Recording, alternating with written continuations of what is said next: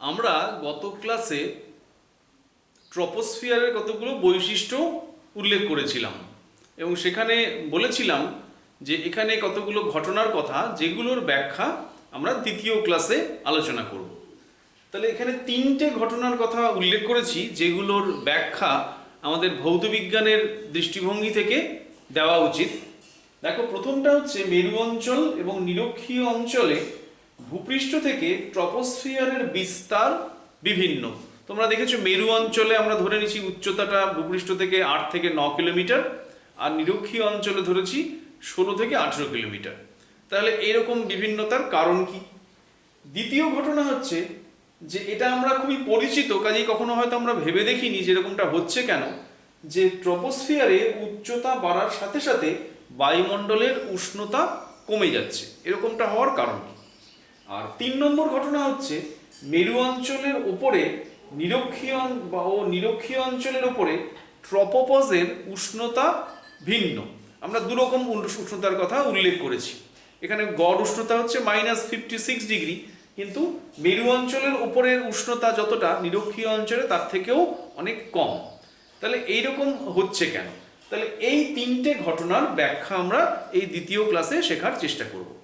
ঠিক আছে? তাহলে আগে শুনে নাও, তারপরে আমি লিখিয়ে দিচ্ছি।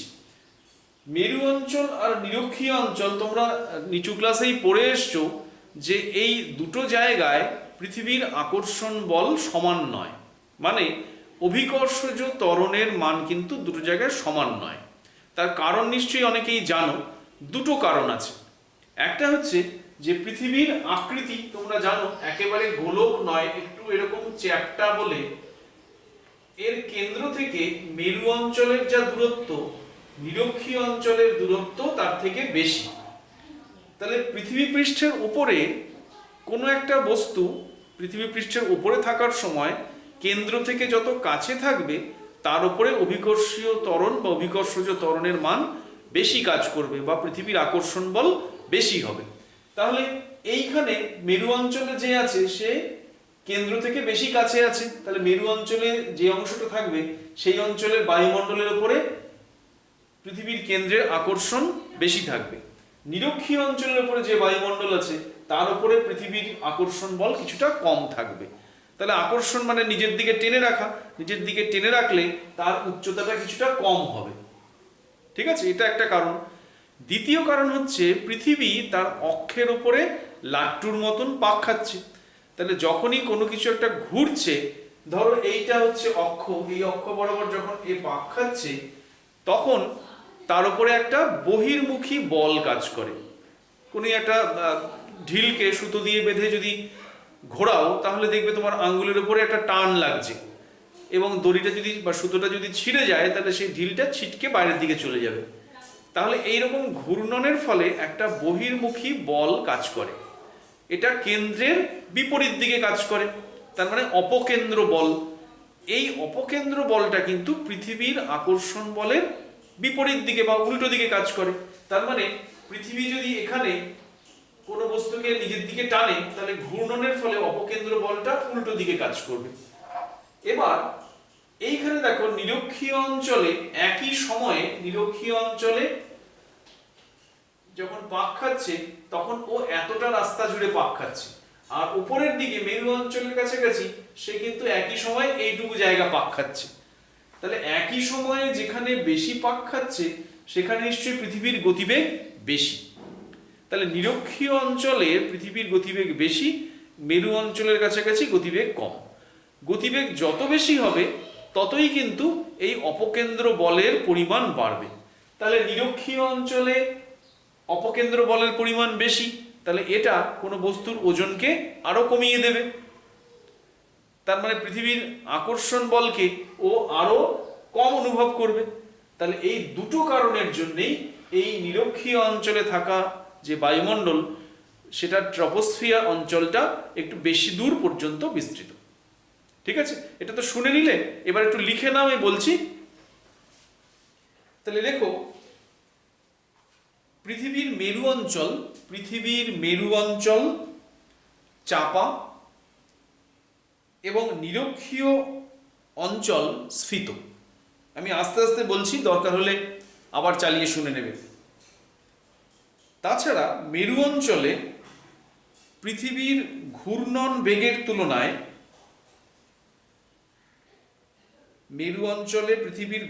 বেগের তুলনায় নিরক্ষীয় অঞ্চলে ঘূর্ণন বেগ বেশি।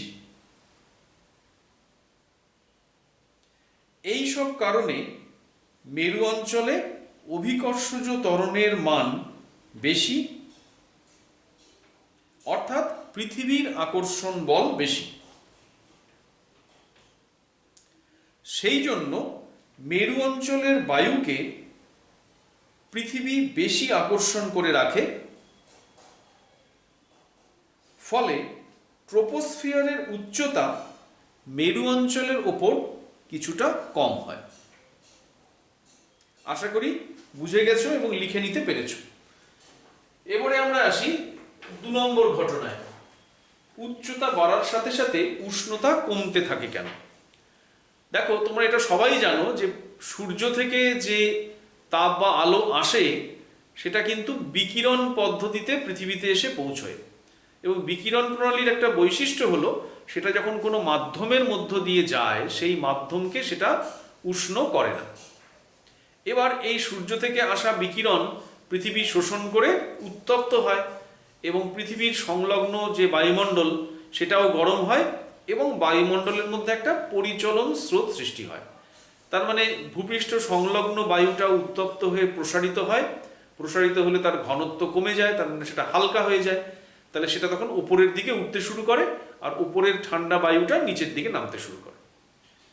এবার তোমরা জানো যে ধরো পরিচলন স্রোতের তোমরা যে উদাহরণ পেয়েছো, ধরো একটা বাটিতে জল বসিয়ে গরম করছো, তাহলে সেখানেও পরিচলন স্রোত সৃষ্টি হয়, এবং তার ফলে কিছুক্ষণ পরে কি হয়, পুরো জলটাই একই উষ্ণতায় পৌঁছায়। কিন্তু বায়ুমণ্ডলের ক্ষেত্রে পরিচলন স্রোতের ফলে পুরো বায়ুমণ্ডলের উষ্ণতা বা ট্রপোস্ফিয়ারের সম্পূর্ণ অংশের উষ্ণতা একই হয়ে যায় না কেন, এটা একটু বোঝার আছে। তো তোমরা নিশ্চয়ই এই 10ম শ্রেণী দিয়ে আরেকটা অধ্যায় পড়বে গ্যাসের ধর্ম, সেখানে তোমরা বাস্তব গ্যাস, আদর্শ গ্যাস এই শব্দগুলোর সঙ্গে পরিচিত হবে। বাস্তব গ্যাসের ক্ষেত্রে মানে আমরা যে গ্যাসীয় পদার্থগুলোর নাম জানি, নাইট্রোজেন, অক্সিজেন, হাইড্রোজেন বা জলীয় বাষ্প, এরা এই অণুগুলোর মধ্যে কিন্তু একটা পারস্পরিক আকর্ষণ বল কাজ করে। আদর্শ গ্যাস যারা, তাদের ক্ষেত্রে আদর্শ গ্যাস তো সেরকম কিছু নেই, কিন্তু আমরা যে আদর্শ গ্যাসের কথা ভাবি সেখানে অণুগুলোর মধ্যে কোনো আকর্ষণ বল নেই বলে আমরা ধরে নিচ্ছি, কিন্তু প্রকৃতপক্ষে গ্যাস অণুগুলোর মধ্যে পারস্পরিক আকর্ষণ আছে। এবার ঘটনাটা একটু বোঝার চেষ্টা করো। যখন পরিচলন স্রোতের ফলে বায়ু উপরের দিকে উঠছে, যত উপরের দিকে যাবে তত কি হবে, বায়ুর চাপ কমে যাবে। বায়ুর চাপ কমে গেলে বায়ু আরো প্রসারিত হবে। প্রসারিত হবে মানে বায়ুর অণুগুলো পরস্পরের থেকে দূরে সরে যাবে। এবার দুটো অণু, তাদের মধ্যে পারস্পরিক আকর্ষণ বল ছিল এবং এরা এখন দূরে দূরে সরে যাচ্ছে। এবার যখন দূরে সরে যাবে তখন এদের নিশ্চয়ই আকর্ষণ বলের বিরুদ্ধে কিছুটা কাজ করতে হবে, ঠিক আছে? এবং ফিজিক্সের ধারণা, কিছুটা কাজ করতে গেলেই তাদের কিছুটা শক্তি লস হবে, ঠিক আছে? তাহলে কি বললাম, বাস্তব গ্যাসের অণুগুলোর মধ্যে পারস্পরিক আকর্ষণ বল আছে। চাপ কমে যাওয়ায় উপরের দিকে যাওয়ার পরে এই বায়ু প্রসারিত হবে। প্রসারিত হবে মানে অণুগুলো দূরে দূরে সরে যাবে। দূরে সরে যাওয়ার সময় তাদের আকর্ষণ বলের বিরুদ্ধে কিছুটা কাজ করতে হবে। তাহলে এই কাজ করতে গেলেই তাদের কিছুটা শক্তি ক্ষয় হবে এবং তাদের টেম্পারেচার ড্রপ করবে, উষ্ণতা কমে যাবে। তাহলে এটাই হচ্ছে আসল কারণ, ঠিক আছে? আশা করি বুঝতে পেরেছো। তো এটা যদি লিখতে চাও একটু লিখে নাও। লেখো, সূর্য থেকে বিকিরণ প্রণালীতে তাপ বায়ুমণ্ডলের মধ্য দিয়ে এলেও তা বায়ুমণ্ডলকে উত্তপ্ত করে না।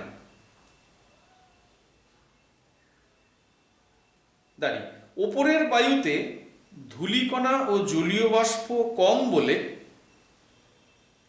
ওই বায়ুর তাপ শোষণ ও সংরক্ষণ করার ক্ষমতা কম।